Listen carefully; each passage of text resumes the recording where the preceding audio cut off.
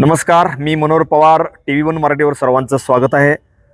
आज सावित्रीबाई फुले यांची जयंती आहे. त्या जयंतीच्या निमित्तानं मी आज या ठिकाणी जत येथील जिल्हा परिषद मराठी शाळा नंबर 1 या ठिकाणी आलेलो आहो.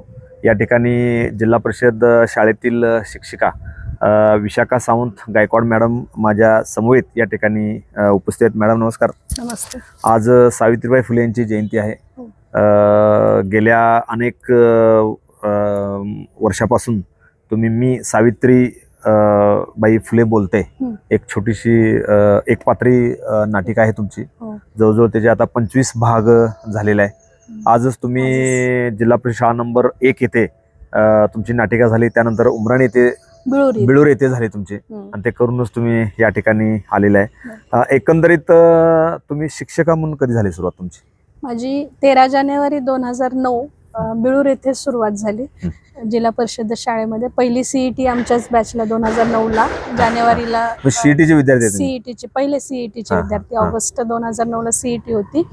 जानेवारी मध्ये आपली प्रक्रिया पूर्ण झाली आणि पंचायत समिती जत विभागामार्फत माझी अपॉइंटमेंट बिळूर इथं करण्यात आली. बिळूर इथं 2 वर्ष सेवा केली. त्यानंतर 3ऱ्या वर्ष पूर्ण होताच मला जत नंबर 1 मध्ये मी बदलून आले. 1 नंबर मध्ये परत 11 वर्ष सेवा झाली. त्यानंतर कोरोनाच्या पिरियडमध्ये माझी परत बदली झाली. वाळेखिंडी इथेच 6 महिने केले. त्यानंतर सप्ताळ वस्ती इथं 3 वर्ष पूर्ण केली आणि अशी 5 वर्ष सेवा बाहेर झाल्यानंतर परत रिटर्न आणि 1 नंबर मध्येच मी बदली होऊन आलेली आहे. ह्या शाळेची नाळ 1 नंबर शाळेची नाळ म्हणजे चांगली जुळलेली अगदी. ह्या शाळेची सुरुवात म्हणा, या शाळेचा पूर्ण इतिहास मी पाहिलेला आहे. ही शाळा कशी तयार झाली, कुठे होती, काय होते. 2009 पासून ह्या शाळेची मी आज नंबर 1 आहे शाळा तुमची. हो, आज जिल्ह्यात आम्ही शहरात आहे, जिल्ह्यात आहे, तालुक्यात आहे सगळे आणि राज्यात पण. काय सांगता येईल वैशिष्ट्य काय शाळेची? शाळेची हिस्ट्री अशी होती की शाळेचा खरंच पट खूप कमी होता. मी आणि माझे आत्ताचे वरिष्ठ मुख्याध्यापक श्री कोडक सर, आम्ही दोघेच इथे कार्यरत होतो. मध्यंतरीच्या काळामध्ये पटसंख्या कमी झाल्यामुळं शिक्षक गेले आणि मग आमच्या दोघांसमोरही खूप मोठं आव्हान होतं की आपण शाळा तरी उभी राहायला हवी. मग आम्ही शाळा नंबर 2चं सहकार्य घेतलं आणि त्यांच्या शाळा नंबर 2नीही आम्हाला खूप सुंदर असं सहकार्य केलं त्या दरम्यानच्या काळामध्ये. आणि सुरुवात अशी होती की शाळेचं पट कमी असल्यामुळं की ही शाळा टिकवणं गरजेचं आहे. कारण जत तालुक्याची नंबर 1 ची शाळा नावाप्रमाणेच नंबर 1 आहे, पण एक अशी उतरती काळा पठारावस्था म्हणतो आपण, ती आलेली होती शाळेला.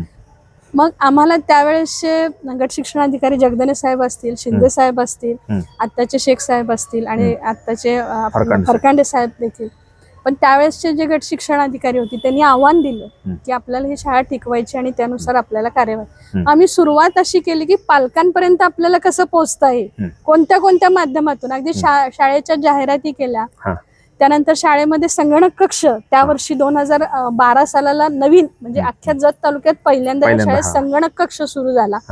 त्यानंतर विज्ञान भुवन नावाची एक संकल्पना राबवली गेली त्या दरम्यानच्या काळात.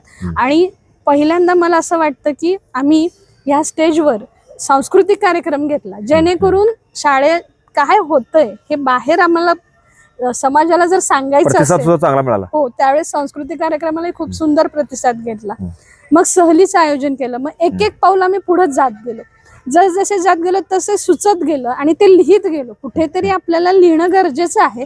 मग वृत्तपत्र आणि समाजवाहिनी, म्हणजे तुमच्यासारखे पत्रकारांचा सुद्धा आम्हाला इतका सुंदर असा रिस्पॉन्स होता की समाज माध्यमांनी सुद्धा आमच्या शाळेची प्रगतीचा इतिहास दखल घेऊन तो इतिहास वृत्तपत्र म्हणा, आपल्या मोबाईलद्वारे म्हणा किंवा न्यूज चॅनल मार्फत समाजापर्यंत पोहोचवला. आणि नक्कीच त्याचा असा हे झालेला आहे की तो इतिहास ऐकून की ह्या शाळेमध्ये नक्कीच विद्यार्थी घडवले जातात हे जेव्हा पालकांना समजलं गेलं. आणि वृत्तपत्र म्हणा, इव्हन एक वेळ अशी होती साहेब की पॉम्पलेट वाटायची वेळ सुद्धा आमच्यावर आली होती. मी खोटं सांगणार नाही.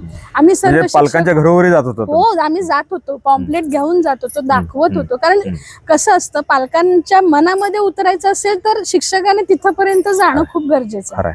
त्याच्या मनामध्ये शाळेची प्रतिमा तयार करायची असेल तर तुमच्या शाळेचा इतिहास त्या पालकांना समजला आणि एका पालकाच्या एक मूल आपल्या शाळेत आलं तर त्याच्या शेजारची 4 मुलं त्या मुलाची प्रगती पाहून येतं. हे सरांनीच आम्हाला शिकवलं की तुम्ही एक मूल घडवा, पण असं घडवा की ते टॉपला न्या आणि तेच जेव्हा टॉपला जाईल तेव्हा त्याच्या आजूबाजूचा परिसर नक्कीच तुमच्याकडे येतील. आणि हे जे आहे सरांचं काम की मला हुशार विद्यार्थी घडवायचेच आहेत, पण जो तळातला आहे तोही घडवायचा आहे, तोही मला घडवायचा आहे. कारण हुशार मुलांना पालक आहे, समाज माध्यम आहे, त्याला कुठून तरी सोर्स मिळते, पण जे अप्रगत आहे, जे पालक अशिक्षित आहेत त्याही मुलांना घडवणं खूप गरजेचं आहे. आणि मग त्या माध्यमातून सरांनी आम्हाला खूप सुंदर असं मार्गदर्शनही केलं की अप्रगत विद्यार्थ्यांसाठी काय करावं लागेल, प्रगतसाठी काय करावं लागेल, टॉपला नेण्यासाठी काय करावं. तसं आम्ही आमचा सगळा स्टाफ म्हणा सरांना सहकार्य केलं आणि त्यानुसार आज आपण जिल्ह्यात आहोत आणि राज्यात सुद्धा पटाला 1 नंबर आहोत. ह्याचा खरं सार्थ अभिमान आहे की ह्या शाळेत शिक्षण मंत्र्यांनी सुद्धा तुमच्या शाळेचं कौतुक केलेलं आहे सभेमध्ये. मी पोस्ट पण एक केली की ह्या शाळेचं मैदान असेल, ह्या शाळेतली झाडं असतील आणि ह्या शाळेची जी इमारत असेल ना, ह्या कणाकणाला माहिती असेल ही शाळा कशी तयार झालेली आहे. आणि आज असं अभिमानानं जेव्हा गेटमधून झाडे सुद्धा तुमच्याशी बोलतील. हो, अक्षरशः काहीच नव्हतं इथं त्यावेळेस, म्हणजे आम्ही 2009ला होतो ना तेव्हा पूर्ण नुसतं मैदान होतं. हे सांस्कृतिकचं म्हणा, स्टेज म्हणा, हे काहीच नव्हतं. त्यावेळेसची शाळा आणि आत्ताची शाळा खूप बदल आहे. गेटमधून आज येताना सार्थ अभिमान वाटतो की ह्या शाळेचा मी घटक आहे म्हणून. हा माझ्या शाळेचा इतिहास आहे. आणि आज मी या शाळेमध्ये जेव्हा एकपात्री एकांकिका सादर केली त्यावेळेस पहिली एकांकिका कधी सादर केली तुम्ही? मी पहिली एकांकिका कसं सुचलं तुम्हाला? काय म्हणजे मला डीएड मध्ये असताना आसबे मॅडम म्हणून होत्या डीएड कॉलेजमध्ये आणि माझे प्राचार्य डीएड कॉलेजचे. कुठं झालं डीएड तुमचं? माझं डीएड सागावला झालं. वक्तृत्व शैली उपजतच आहे, म्हणजे आईच्या मार्गदर्शनाखाली आणि वडिलांच्या मार्गदर्शनाखाली मी SRVM मध्ये शिकले आणि तिथले गुरुजन पण, म्हणजे सगळे गुरुजन असतील SRVM चे, आणि त्यांनी वक्तृत्व शैली माझ्याकडून घडवूनच घेतली होती. तो असा डीएड कॉलेजमध्ये असताना असं झालं की मला एका कार्यक्रमाचं प्रेझेंटेशन सूत्रसंचालन म्हणतो आपण ते देण्यात आलं आणि अचानक ठरलं.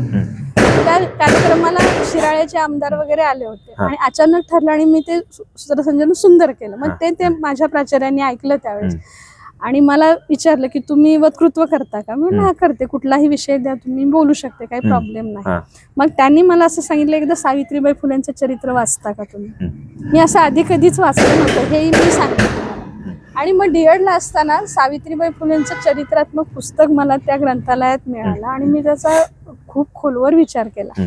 अखंड जवळजवळ मला वाटतं मी 15 दिवस त्याच्यावर चिंतन मनन करत राहिले की ही कशी घडली सावित्री, आणि खरंच ती नसती तर मी आज इथे असते का, किंवा आमच्या महिला इथं असतील का, ह्या चिंतनातून असं झालं. आणि मग मला परत 1 महिन्याने परत प्राचार्याने प्रश्न केला काय वाटलं. मग मला त्यांना नेमकं उत्तर देता येईना. त्यावेळेस त्यांनी सांगितलं की आम्हाला असं वाटतं की तू एकपात्री एकांकिका केली पाहिजे.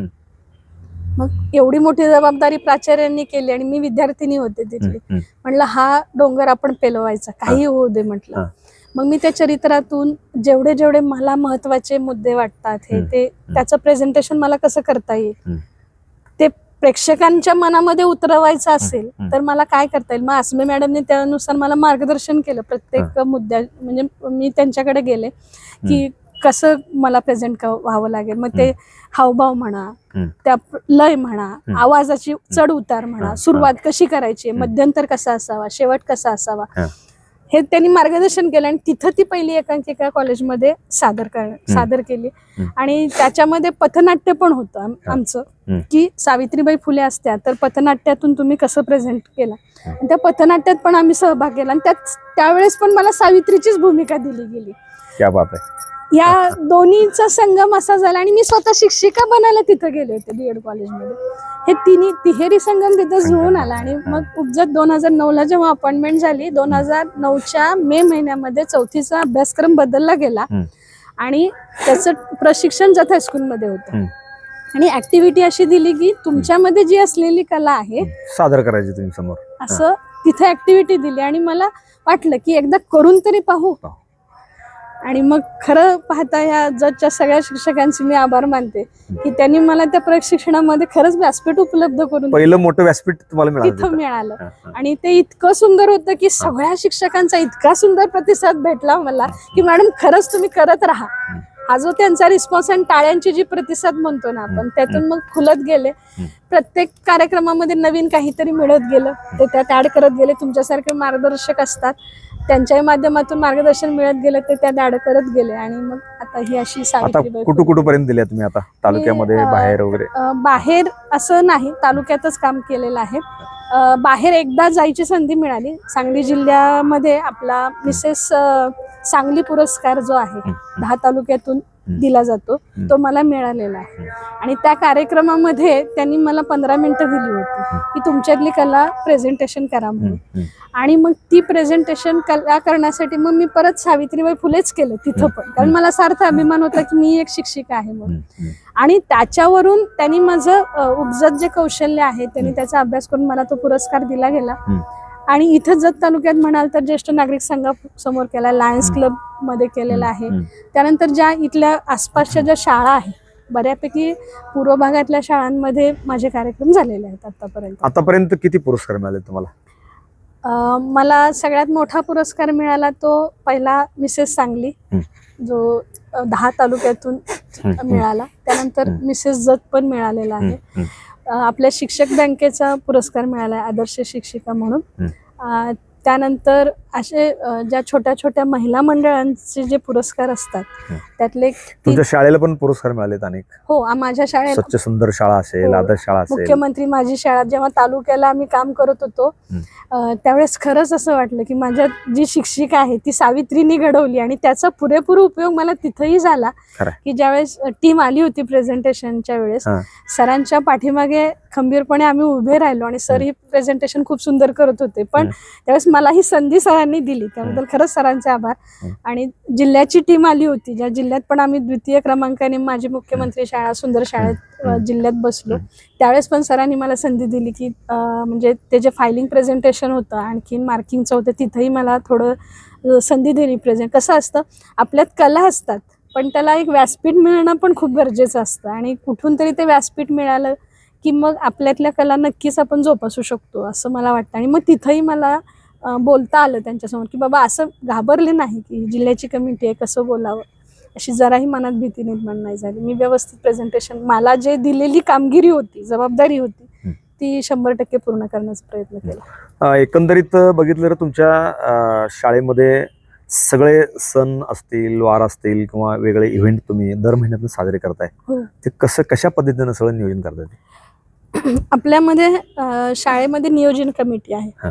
सर्वप्रथम नियोजन कमिटीचं काम काय आहे की म्हणजे एका शिक्षिकेला, दोघींना ती कामगिरी हे केलेली आहे की या महिन्यात कोणते कोणते कार्यक्रम आहे आधीच त्यांनी त्याचं नियोजन करून ठेवायचं त्यांच्या पातळीवर वैयक्तिक.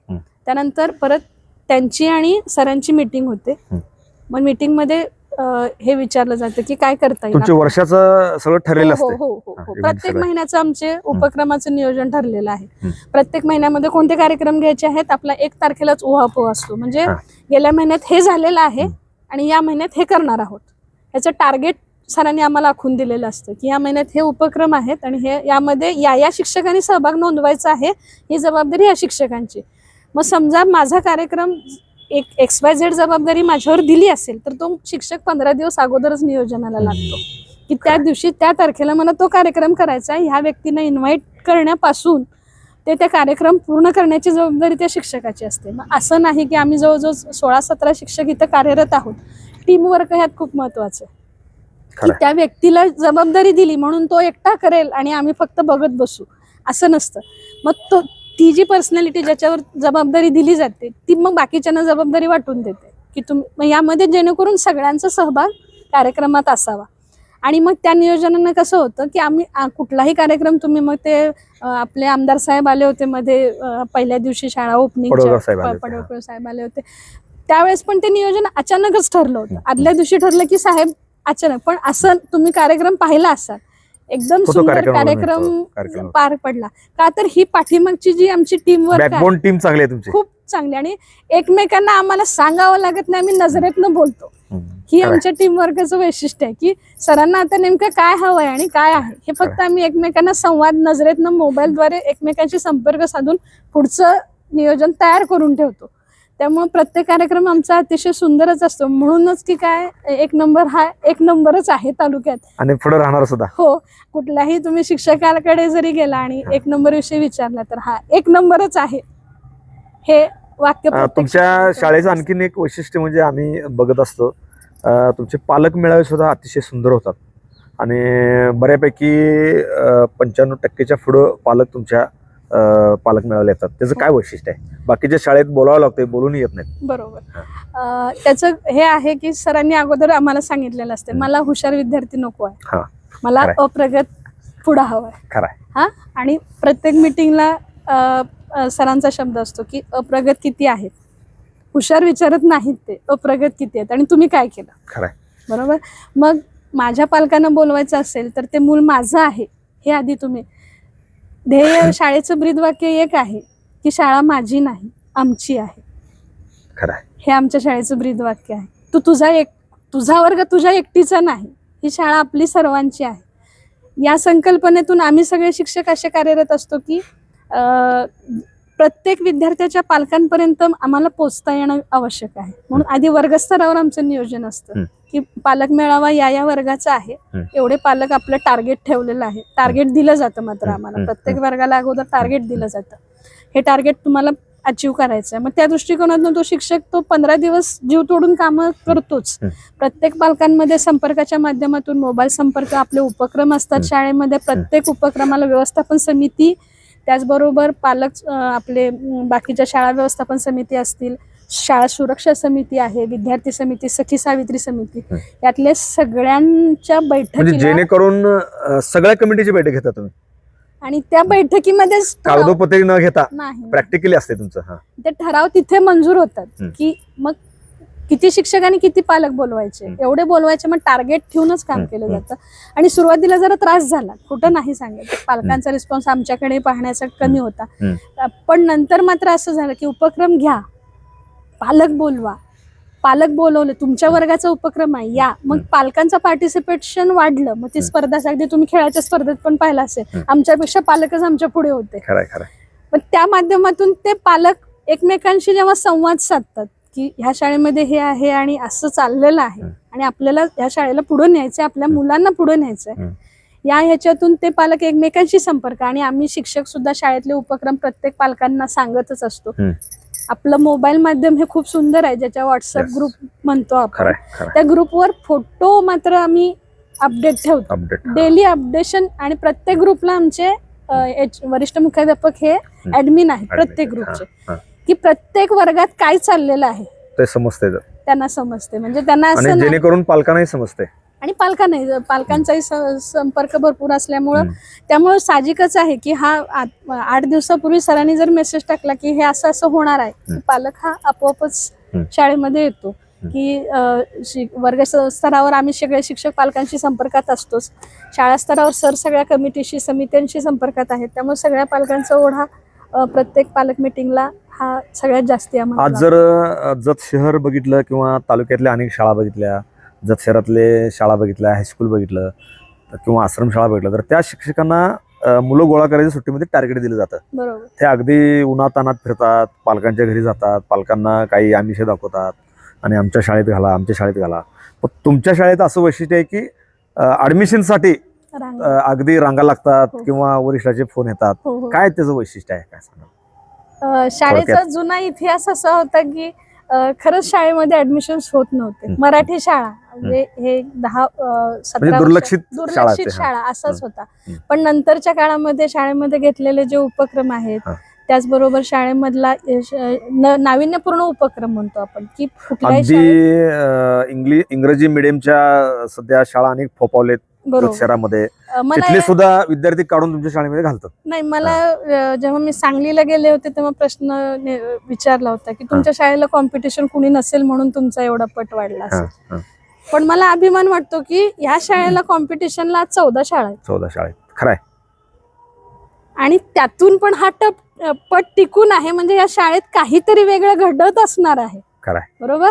आणि ते जे वेगळे पण आहे ज्या शाळेत घडलेलं, मग ते उपक्रमांचं असू दे, कार्यक्रमांचं असू दे, सणवार असू दे, आज अगदी तुमच्या शाळेमध्ये डॉक्टरांची मुलं आहेत, पोलिसांची मुलं आहेत, इंजिनियरची मुलं आहेत, त्यानंतर विविध शासकीय कर्मचाऱ्यांची मुलं आहेत, व्यापाऱ्याची मुलं आहेत. एक वेगळं पण काय आहे त्याचं? मेन शाळेचा मेन कणा जे म्हणतो आपण वरिष्ठ मुख्याध्यापक, सगळं श्रेय त्यांच्याकडे जातं. कारण त्यांनी जर नियोजन केलं नाही तर खालची माणसं कामाला लागतील. सैन्य काम करत नाही, त्यामुळे कॅप्टन चांगला पाहिजे. येस, असं राजा असेल तर प्रजा कामाला जाते. खरंय खरंय.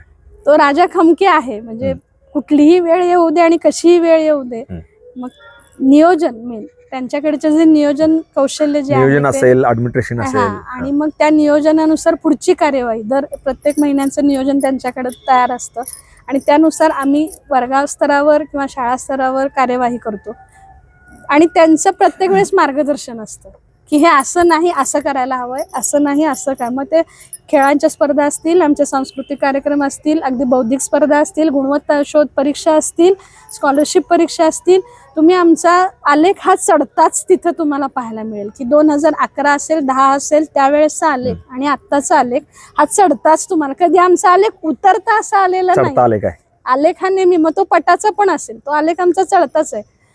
दरवर्षी टार्गेट ठेवून काम करणं हे जे आम्हाला त्यांनी शिकवलेलं आहे ना, त्यानुसार आम्ही वागतो आणि त्यानुसार कार्यवाही. आणि त्यामुळं पालकांचा प्रतिसाद आम्हाला छान मिळतो की आम्हाला जायला लागत नाही ऍडमिशनला रांगा जास्त. आज जर बघितलं तर सध्या मोबाईलचा जमाना आहे. अगदी कोरोनामध्ये शाळाच मोबाईलने चालवले आणि त्याचे एवढे दुष्परिणाम सध्या होत आहेत. पण तुमच्या शाळेची एक खासियत आहे की आम्ही फिरत असताना बघतोय, 1 नंबर शाळेतला जर विद्यार्थी असेल तर घरात विचारल्याशिवाय मोबाईल हात लावत नाही तो. हे काय वैशिष्ट्य आहे? म्हणजे तुम्ही विद्यार्थ्यांना तसं तयार करताय का पालकांना सांगताय? काय तुमचं ते गणित काय कळालं नाही अजून? आमचा पालक मेळावा जो आहे हा खूप प्रभावी असतो. हा पालक मेळावा इयत्ता 1ली ते 6वी असा नसतो. म्हणजे कागदोपत्री घेत नाही तुम्ही? नाही. प्रत्येक वर्गस्तरावरचा पालक मेळावा आयोजित केला जातो. 1लीचे वेगळे पालक, 2रीचे वेगळे, 3रीचे वेगळे. आणि त्याच्यानुसार काय होतं, सर असतील किंवा ते वर्ग शिक्षक असतील, म्हणजे मुख्याध्यापक असतील किंवा ते वर्ग शिक्षक समोर असतात. 1लीचे सगळे पालक, मग इयत्ता वाईज पालक समोर असतात. सरांचा पालकांशी संपर्क आणि वर्ग शिक्षकांचा पालकांशी संपर्क हा जास्ती. आणि मग तिथे विषय मांडले जातात की मोबाईल जास्ती वापरला जातो. मग सरांनी एकदा असं सांगितलं, सिरियल कोण बघतं तर पालकच बघतात, टीव्ही कोण बघतं पालकच बघतात, मोबाईल कोण बघतं पालक बघतात. मग पालकांनीच मोबाईल कमी करूयात ना. तुमचा मुलगा समोर असेल, बंद कर मोबाईल, घेऊच नका, तुम्ही हातात मोबाईल घेऊ नका, कारण मुलं ही अनुकरण प्रिय आहेत. तो पालकाचं अनुकरण करतात, तुमचं बघून तो करणार. मग त्या दिवशी पालकांनीच आम्हाला शब्द दिला की जेव्हा 5 नंतर मुलं घरात येतील तेव्हा पालकच मोबाईल लपवून ठेवतील, इमर्जन्सीच फार असेल तर ते बाहेर जाऊन बोलतील. त्यामुळे त्याच्या दृष्टिकोनात मग तो 1लीचा बाळ असेल ना तर त्याला तो झोपायच्या अगोदर तो मोबाईल दिसणारच नाही, झोपल्यानंतरच काय असेल तो मोबाईल दिसला जातो. त्यामुळे मोबाईल आणि सरांनी शिक्षकांना आणि स्वतः सरांनी पण प्रत्येक वर्गात जाऊन ताकीद दिली, तुम्हाला मोबाईल वापरायचा असेल ना तर मला आधी विचारायचं किंवा शिक्षकांना आधी विचारायचं आणि मग मोबाईल. मला वाटतं असं फक्त ऑनलाईन टेस्ट जी असते आपली स्कॉलरशिपची किंवा शिष्यवृत्ती गुणवत्ता शोधची, त्याच्या वेळेसच मुलांच्या हातात फोन असतो, नाहीतर इतर वेळेस शक्यतो मुलं फोन वापरत नाहीत. आणि जरी वापरत असतील तर टाइम बॉन्ड बनतो की त्या मोबाईल सेटिंगच लावून ठेवलंय पालकांनी की तेवढ्या टाइम मध्ये तो फोन आपोआप बंद होईल आणि सगळेच पळतात ते. त्यामुळे साहजिकच आहे मुलांच्या हातात फोनचं प्रमाण कमी आहे.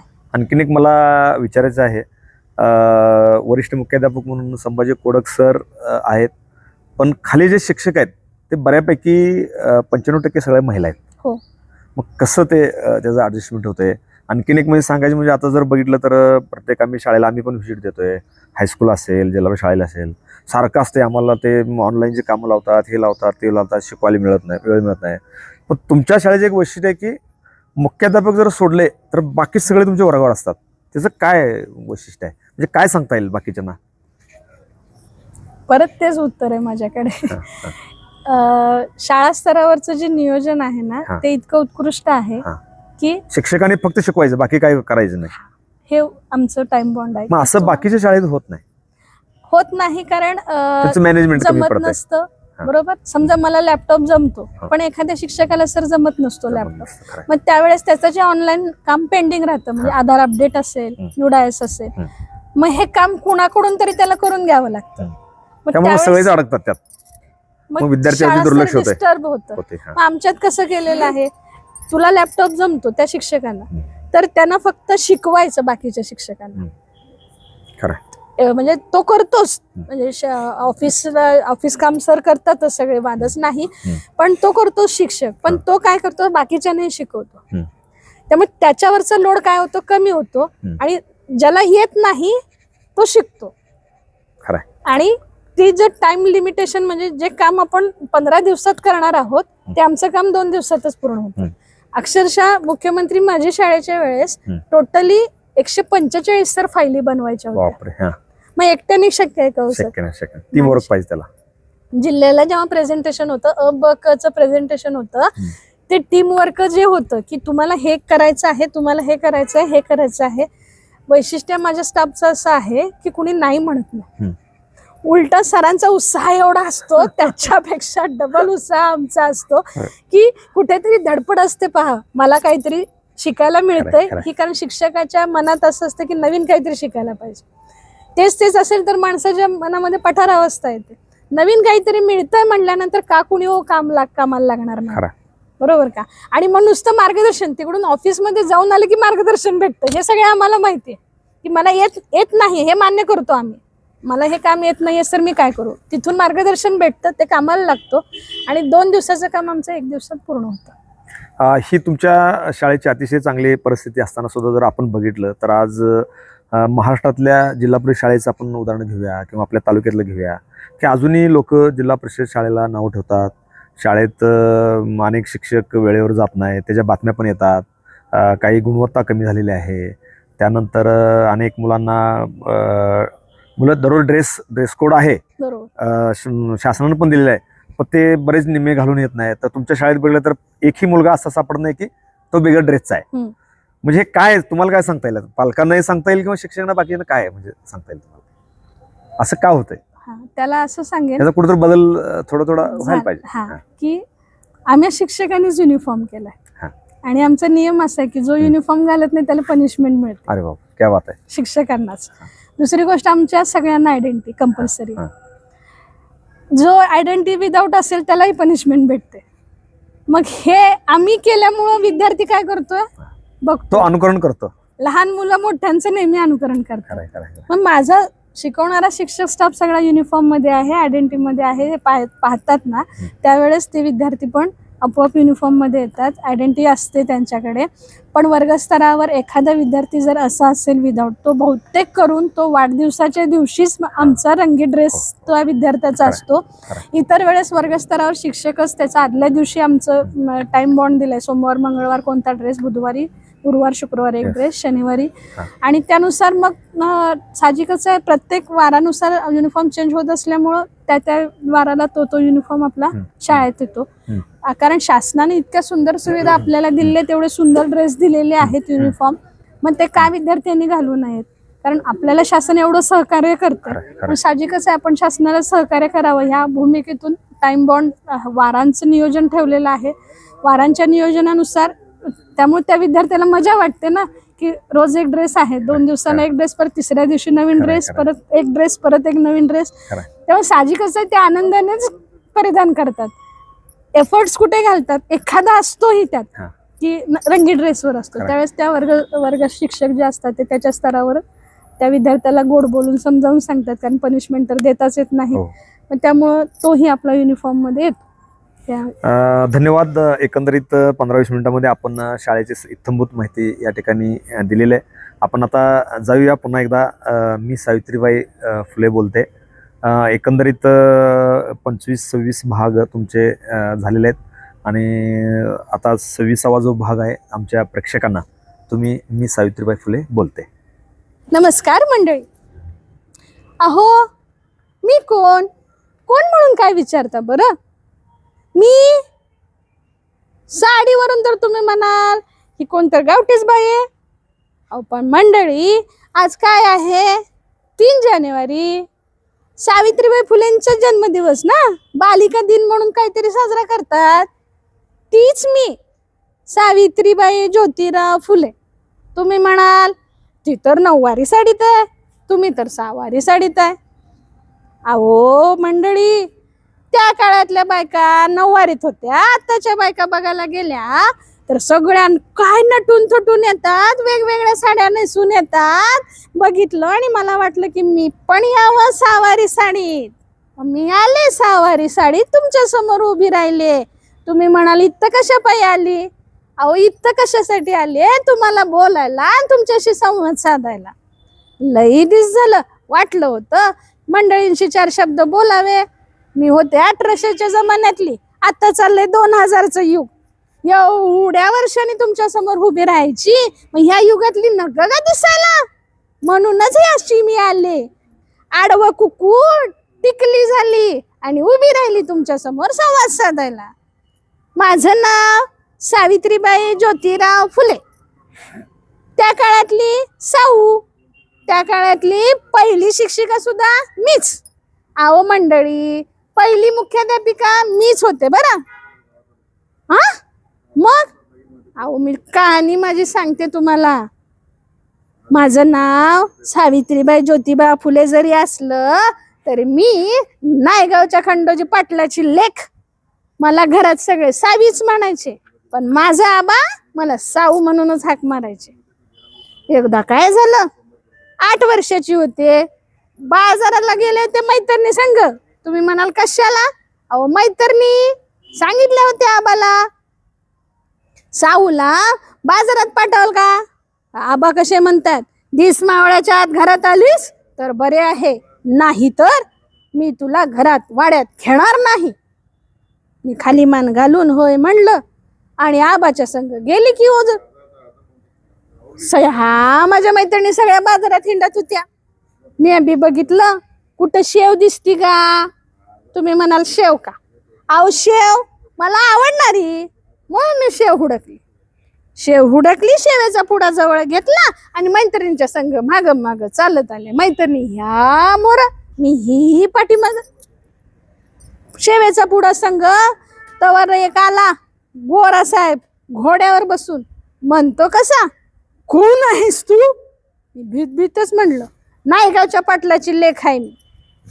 साऊ म्हणतात मला, हात धुतलेस का शेव खाते? मी गप्पच. तू हात धुतले नाही तर तुझ्या हातातली घाण त्या शेवच जाईल. मग माझ्या ध्यानात आलं, खायच्या अगोदर हात धुवायचा असतो म्हणून. मी शेव तशीच बंद केली, पण माझं बोलणं बघून गोऱ्या साहेबांनी दिलं की मला बुक. मी घेतलं बुक आणि आली वाड्यात. माझ्या मैत्रिणी लई जागाव, वाड्यात अगोदरच जाऊन सांगून आली. सावीला गोऱ्या साहेबांना बुक दिलं होतं, पण मी लई आनंदात होती बुक बघून. पण वाचायला येतंय का लिहायला येत? आमचं आबा हे चौताळ्याला होतं, येरझऱ्या घालत होतं. मला म्हणतात कसे, साऊ हे काय आणले आहेस? मी म्हणलं शेव. म्हणतात कसे, शेव नाही, दुसऱ्या हातात काय आहे? मी म्हणलं बुक. अगं या बुक न सगळा वाडा बाटवशील. मी म्हणाल वाडा बाटते बुक ना, आण ते बुक. आबानी घेतलं बुक आणि दिलं की भिरकावून वाड्याच्या बाहेर. मी घेतलं, मी पण लय हुशार, पहिल्यांदा आलं रडायला. तर जेव्हा आबा गेलं तसं घेतलं बुक आणि ठेवलं दिवळीत दडवून. जेव्हा जेव्हा आबा जायचं तेव्हा तेव्हा बुक काढायची आणि तेव्हा तेव्हा वाचायची. पण वाचायला कुणाला येते? पण घोडा काय उलटा बघायचा असतो का? बुकामध्ये चित्र होती, घोडा सरळच बघायचा, ससा सरळच बघायचा. मी बुकाशी वाचायला लागली. तेव्हा काय झालं मंडळी, 9 वर्षाची झाल्यावर वाड्यात चर्चा सुरू झाली लग्नाची. अहो कुणा संग म्हणून काय विचारताय? त्या पुण्याच्या ज्योतिबा फुल्यांच्या संग माझं लगीन ठरलं. बाई माझं लगीन आताची काय तुमची लग्न 1 दिवसात पार पडत्यात. माझं लगीन 9 दिवसाचं होतं. 9 दिवसात मी नटून थटून उभारलेली होती. माझ्या आईने मला शिकवलं होतं, सावे शाळा शिकलीस तर नवऱ्याच्या ताटात आळ्या पडतील बघ. मी तेव्हाच ठरवलं, बाई आपण नाही शाळा शिकायची. पण मी माझ्या नवऱ्याला काय म्हणून हाक मारायची? आईला विचारलं. आईनं सांगितलं शेठजी म्हण शेठजी. लगीन करून पुण्याच्या वाड्यात आली. मला शेठजी रोज न्याहाळायचं. रातच्याला शेठजी हे बुक वाचायची. मी काय करायची, मी माहेरात आणलेलं बुक दडवून ठेवलेलं काढायची आणि बघत बसायची. शेठजीने एका रातच्याला मला बघितलं बुक बघताना. दुसऱ्या दिवशी वाड्याच्या बाहेर आमचा मळा होता, त्या मळ्यात गेलो शेठजींना भाकरी घेऊन. तसं शेठजी मला म्हणतात कसे, सावे बस इथं. मी बसली. म्हणतात तुला शिकायचं आहे. मी म्हणाल नको नको नको, मी जर शिकली तर तुमच्या ताटात आळ्या पडतील. शेठजी म्हणले बघूया तर माझ्या ताटात कशा आळ्या पडतात ते. चल मी तुला शिकवतो शाळा. मी म्हणलो या बया, शाळा शिकायची म्हणजे अक्षर शिकायची. अक्षर शिकायची तेव्हा लिहायला शिकायचं, वाचायला शिकायचं. उद्या काय माझ्या नवऱ्यासला काय झालं म्हणजे मी काय करू बाय, मी नाही बाय शाळा शिकायची. तसं शेठजी म्हणाला नाही, तुला शाळा शिकावीच लागत. मला बसवलं आणि माझी शाळा सुरू झाली. मी म्हणलं कुठाय पाटी आणि कुठाय पेन्सिल. तसे ते म्हणतात घे ती आंब्याची ढाळी आणि ही जमीन तुझी पाटी. छान अशी जमिनीवर माती हंतरली मऊ मऊ आणि माझ्या शेठजीने तिथं लिहिला समोर काय मळा, ली मळा, म म म लिहिला, मी तो गिरवला म. अशी सुरू झाली माझी शाळा. आजकाल धूळपाटी नावाची जी गोष्ट आली ती त्याच काळातली होती जेव्हा माझ्या शेठजीने मला ही शाळा शिकवली. आता माप सगळ्या शाळेमध्ये धूळपाटी सुरू आहे. पाट्याचे निरनिराळे प्रकार आले. आता बघायला गेलं तर अ आई पासून न्या पर्यंत, ए पासून झेड पर्यंत, 1 पासून 100 पर्यंत सगळं माझ्या शेठजीने शिकवलं. मोठ्या साहेबाच्या इंग्रजी शाळेत धाडलं पुढचं शिक्षण करायला. तसं पाहायला गेलं माझी शाळा पूर्ण झाली. शेठजी म्हणतात कसे, तुला आता शिक्षिका व्हायचं आहे, तुला शाळेत शिकवायला जायचे आहे. मी घाबरलेच. बया बया बया, शाळेत शिकवायला जायचं म्हणजे. म्हणले घाबरू नको, मी आहे. मंडळी, नऊवारी लुगडं नेसून आदल्या दिवशीच मला गुरुजींनी माझ्या शेठजींनी सांगितलं होतं तुला दुसऱ्या दिवशी शाळेला जायचं आहे म्हणून. सकाळी लवकर उठली, भाकरी केली, घरातलं आवरलं, लुगडं नेसलं आणि आता बाहेर पाऊल टाकणार. तिथंच पाऊल थांबलं. तुम्ही म्हणाल का? अहो आमचं सासरा तिथंच होता, गोविंदराव फुले. सासऱ्याच्या परवानगीनं वाड्यात बाहेर जायचं कसं? माझं शेठजी शाळेत वाट बघत होतं. बिड्याच्या वाड्यात शाळा काढली होती. अजून कशी 6वी आली नाही. माझं शेठजी मला न्यायला आलं. बघतात तर मी घरात दरवाजाच्या मागं उभारलेली. शेठजीने विचारलं 6वी अजून कशी आली नाहीस तू? मी म्हणाले बोलते कुठं, सासऱ्यांच्या पुढे बोलायची ताकद कोणाची? तसंच शेठजीने मला हाताला धरलं, वाड्याच्या बाहेर आणलं. शेठजी म्हणाले आता तुझं तू शाळेत जा, माझं एक काम आहे मी करून येतो. मी पुण्याच्या रस्त्यावरनं चालायला लागली. जसजशी मी चालायला लागली, आता सिरियल मध्ये जसं दाखवतात ना, अंगावर किती शेण उडलं, किती काय उडलं, दगड उडली. मंडळी एवढंच नाही, नासकट टोमॅटो सुद्धा माझ्या अंगावर पडले. ही माझं लुगडं सगळं घाण झालं होतं. लई घाण वास येत होता. एवढं हुनच्या हुन एक मोठा गडी माझ्या समोर आला होता आणि मला म्हणतो कसा, हु माघारी आणि जा घरात. आली शाळा शिकवायला तर तुझी धडगट नाही. मी पण घाबरले नाही. जसं त्यानं माझ्या समोर हात उगारला तसा मी त्याचा हात धरला आणि माग वळून एक दिली लगाम. आत्ताच्या मैत्रिणींना मला हेच सांगायचं आहे, अहो जेव्हा एखादा वाघ तुमच्या अंगावर येतोय तेव्हा तुम्ही का बरं घाबरताय? तुमच्या हाताला 10 बोटं आहेत आणि 2 पाय आहेत. कशाला त्याला भिवून गप्प बसताय? जावा की त्याच्या अंगावर आणि व्हा त्याच्यावर स्वार. बघू कसा तो वाघ काय करतोय. तुम्ही जेवढ्या ताकदीनं त्याच्या अंगावर जाल तेवढ्या ताकदीनं तो माघारी फिरल. मी तेवढ्या ताकदीनं जेव्हा त्याला सामना केला तसा तो माणूस माघारी सरला. माझी शाळा सुरू झाली. रोज 2 लुगडं घेऊन शाळेत जायचं, लुगडं बदलायचं, नवीन लुगडं नेसायचं. पहिल्यांदा 6 मुली माझ्या शाळेत होत्या. मंडळी सांगायला फार वाईट वाटतंय. त्यातलं एकीचं लगीन झालं, राहिल्या 5. 3 येईच ना शाळेत. तुम्ही म्हणाल का? अहो गावाच्या बाहेर राहणाऱ्या त्या लेकी बाणी त्यांना 1 टायमाचं जेवण नव्हतं. तुमच्या आत्ता शाळेत जी पोषण आहार योजना चालू झाली आहे ना, ती त्याच काळात चालू झाली होती. त्या लेकीना एक टायमाचं जेवण नव्हतं, मी घरात भात शिजवायची आणि शाळेत घेऊन यायची आणि त्या लेकीना माझ्या हातानं जेव्हा चारायची आणि मग त्या पुरी माझ्या शाळेत यायला लागल्या. 5 पोरींची शाळा, त्यातलीच ती फातिमा शेख पहिली विद्यार्थिनी घडली. हे माझा इतिहास तुम्हाला सांगायला माझ्या समोर आले. मी इथं का बोलते तुम्हाला माहिती आहे तर का मंडळी, आज तुमचा भारत वेगळ्याच दिशेनं जाताना मला दिसायला लागलाय.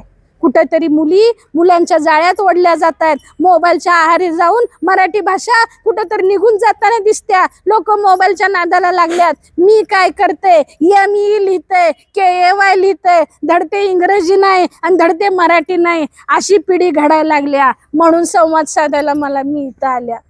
मराठी जगवायचं असेल, या मराठी मातीतल्या क्रांती ज्योती सावित्रीबाई फुले तुम्हाला तुमच्यात निर्माण करायची असेल, ती जिजाऊ निर्माण करायची असेल, तर मराठी आधी जगवायला शिकूया. त्यांचा इतिहास आमच्या लहान बाळांना आता तुम्ही कार्टून्स दाखवताय, त्याच्याऐवजी ह्या क्रांतीज्योती, ह्या जिजाऊ ह्या असतील, ह्या अहिल्याबाई होळकर असतील, त्यांचा इतिहास तुमच्या मोबाईलमध्ये तुमच्या लेकरांना दाखवा. मोबाईलचं युग आहे मान्य आहे, पण ह्यातनं पण काहीतरी शिकण्यासारखं आहे. तो इतिहास माझ्या लेकरांना दाखवला तर आम्ही काय केलंय त्यांना समजल आणि त्यांनी काय करायचं हे त्यांना समजत. हेच मला सांगायचं होतं. कारण शाळा शिक्षिका असेल तर शाळा घडती असं म्हणतात, पण ती शिक्षिका जर आई घडली, आई झाली त्या लेकराची, तर ते आई पण तिनं जपलं तर एक पिढी जपती आणि एक पिढी घडली तर एक राष्ट्र घडेल. म्हणूनच मला इथं तुम्हाला बोला, कारण ही पिढी वळणानं जात नाहीये, वळण सोडून कुठं तर निघायला लागलेली दिसत्या. म्हणूनच 2 शब्द बोलावं, माझ्या मनातलं तुम्हाला सांगावं की सावित्री इथं असली आणि ही अशी पिढी त्या सावित्रीनं बघितली तर माझं मन मलाच म्हणते की मी हे शिकवलं होतं का माझ्या लेकरासनी. इतर लई मॅडम येते, त्या 4 चाकी गाडी चालवते, त्या स्कूटीवर नाही येते, त्या शाळेला जाते, त्या शाळेत शिकवते त्या, पण पिढी कुठं तर तिसरीकडेच जाताना दिसायला लागली. म्हणूनच मनाला वाईट वाटलं आणि 4 शब्द बोलायला, इथं सांगायला मी इथं उभी राहिली. माझा इतिहास आठवा, मी शिक्षिका कशी झाली आठवा, मी काय केलंय ते आठवा. मग हे पुढं एवढा वटवृक्ष झालेला आहे ना, त्याची फळं जर तुम्हाला चाखायची असतील तर त्या वटवृक्षाला जपूया, या पिढीला जपूया. एवढंच माझं सांगणं आहे. तुम्हाला इथंच मी माझं सांगणं संपवते. धन्यवाद मॅडम. अतिशय चांगल्या पद्धतीनं तुम्ही या ठिकाणी एकांकिका साजरी केली. इथून पुढं सुद्धा तुम्ही सावित्रीबाई फुलेंचा इतिहास संपूर्ण सांगली जिल्ह्यासह या महाराष्ट्राला दाखवून द्यावा आणि या शाळेची सुद्धा माहिती आपण अतिशय चांगल्या पद्धतीनं आमच्या प्रेक्षकांना दिल्याबद्दल आज सावित्रीबाई फुले यांच्या जयंतीनिमित्त मी तुम्हाला TV1 मराठीकडून लाख शुभेच्छा देतो आणि आमच्या बरोबर या ठिकाणी येऊन तुम्ही या ठिकाणी बातचीत केल्याबद्दल मी पुन्हा एकदा TV1 मराठीकडून तुम्हाला या ठिकाणी लाख शुभेच्छा देतो. धन्यवाद. धन्यवाद. Press the bell icon on the YouTube and never miss another update.